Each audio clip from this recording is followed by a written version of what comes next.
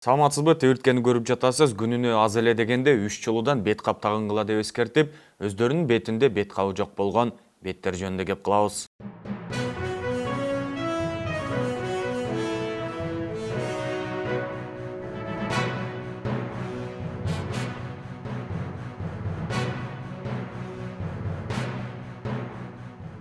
Урматтуу кыргызстандыктар, кыргыз эли, Кыргызстанда коронавирус таптакыр жок экен. Эч кандай санитардык эрежелерди сактап, бет кап тагынып аралыкты сактоонун кереги жок. Мен ишенимдүү түрдө айта алам. Себеп дегенде буга далил болгон сүрөт кечээ социалдык тармактарда тарады. А нам все равно.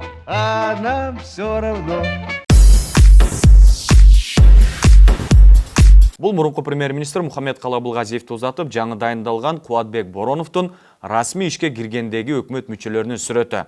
Байкасаңыз, бул сүрөттө жалгыз эле жаңы дайындалган вице-премьер-министр Алмазбек Батырбеков жок.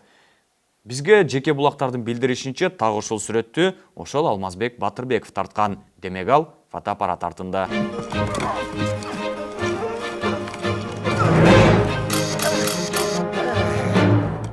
Түшүнбөй калгандарга кантип түшүндүрсөк?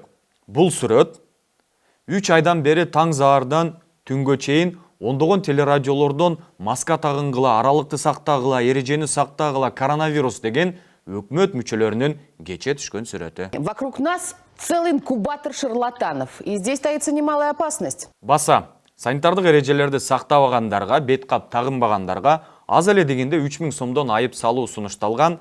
Аны да ушулар сунуштаган. Демек биз эсептеп көрдүк, бул жердеги адамдардын санын 3000 сомго көбөйткөндө 400 000 сомдун тегерегинде бюджетке акча түшүшү керек. Ай азаматтар, ушул жерде да элди, Кыргызстанды, бюджетти ойлоп, кантип жардам көрсөтсөк экен деп ушул жолду ойлоп тапканыңар алкыш айтаарлык.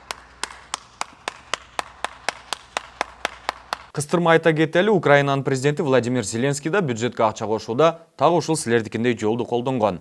Ал айыппулун дароо төлөдү. Силерчи?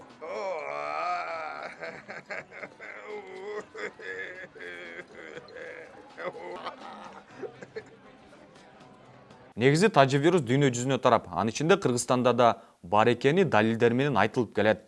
Бирок бул сүрөттү көргөндөн кийин кандай гана ойлор жаралат? Булар эмне? Вирусту да акча менен алдап алыштыбы? У тебя мое бабло. Так что ты работаешь на меня. Же коронавирус менен да бажалык жайы барбы? Ukam, өзүм ukam кесин.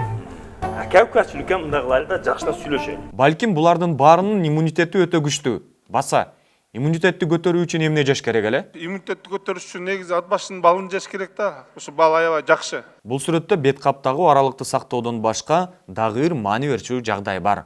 Бул кызыл килем.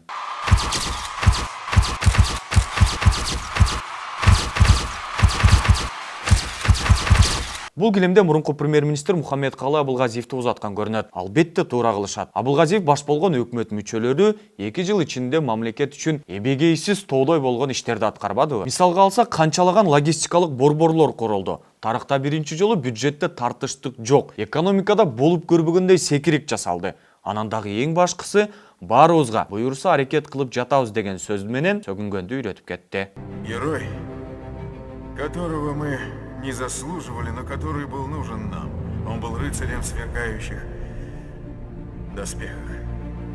Жыйынтыкта эмне дейбиз? Урматтуу жаңы дайындалган өкмөт башчы, аябай мыкты баштадыңыз. Ушунуңардан жазбагыла. Мындай аракеттер менен улантсаңар, кыска эле убакта буюрса мамлекетибиз өнүгүп кетет. Ал эми элибизге айтарыбыз, өкмөттүн айтканын аткарып, кылганын кылбайлы. Аларга теңелүүнүн кажети жок. Ден соолук сизге, бизге керек.